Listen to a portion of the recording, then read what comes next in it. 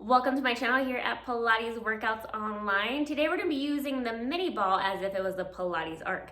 So if you don't have access to a Pilates Arc, we're going to go over some exercises that will help to give you those similar movements by using the mini ball. And if you want to take this workout with you wherever you go, check the link below to download the PDF for this Arc with the mini ball workout.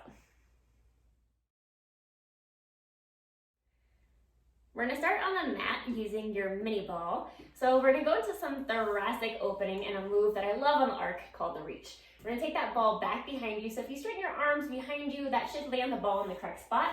We're gonna slowly lower our body onto the ball.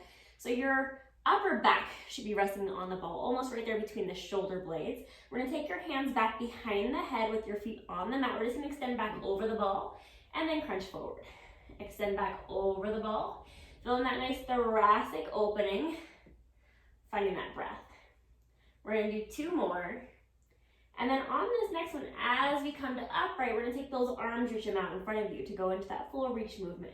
So I'm gonna reach my arms overhead as my legs reach out, and then I'm gonna lift my arms up and overhead and see if I can even lift my hips up slightly, bringing my hips back down, chin the chest, crease the chest line, coming back to upright as those legs come back in. So reach the legs and the arms away. Once the head finds the mat, maybe just barely lift those hips up off the mat, bring them back down, and then circle the arms around to come back in. Let's do that one more time. Reach the arms and the legs away, let the head find the mat, lift the hips just a little bit, bring the hips back down, circle the arms around, and bend those knees back in. Let's take those hands back behind the head going into our core series. So we're gonna start with a march. So our hands are behind the head, you're creased at that chest line, pressing that lower back into the mat. Let's take one leg up to tabletop at a time, just starting with a nice march. Seeing if we can keep that pelvis still as we just move the legs. Let's do one more time to each side, and then we'll hold that left leg up in tabletop. Let's go into our rotation. So we're gonna twist towards that thigh, and then we're gonna come back to center. So twist, rotate to the thigh, and as you come to center, maybe reach that leg out straight. Pull back in a tabletop as you twist that torso. Reach the leg away, and then pull it back in. Let's do two more on this side. Still keeping that pelvis still. Think about rotating that upper torso. One more. We'll come back to center, set that foot down, other leg lifts, twist, rotate to the thigh, reach it away as you come back to center. Twist it in, pull it in, come to center, reach away. Find that breath, keeping those elbows wide. Let's do two more. Good. And then on this next one, we'll come back to center, setting that foot down. We're gonna slowly come up to upright, taking ourselves off the ball. Hold that ball in your hands. Let's roll our bodies down. Lift your hips up, take the ball underneath your butt. So once you have that ball underneath your butt, making sure that weight's on your shoulders, let's start with just a march, taking one leg up to tabletop at a time, making sure you feel comfortable here with the ball. Pressing down to the arms, and then we're gonna slowly bring both legs up to tabletop. I'm gonna reach both legs up to the sky. We're gonna go into big scissors. One leg pulls over my body as one leg reaches away. Finding that breath. Pressing down into that ball. Let's do two more. And then we'll bring those legs back together going into leg circles. Let's circle down, around, and back up.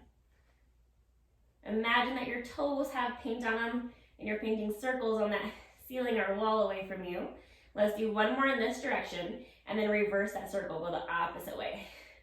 Good. Find the length in the legs, like they're being pulled away from your body. We'll do two more. And then on that next one, we'll bring those legs back in a tabletop, set the feet on the mat, lift your hips up, take the ball out from underneath your butt, and let's roll over onto one side. So as you roll to your side, we're gonna take that ball kind of right between the rib cage and the pelvis and that empty space.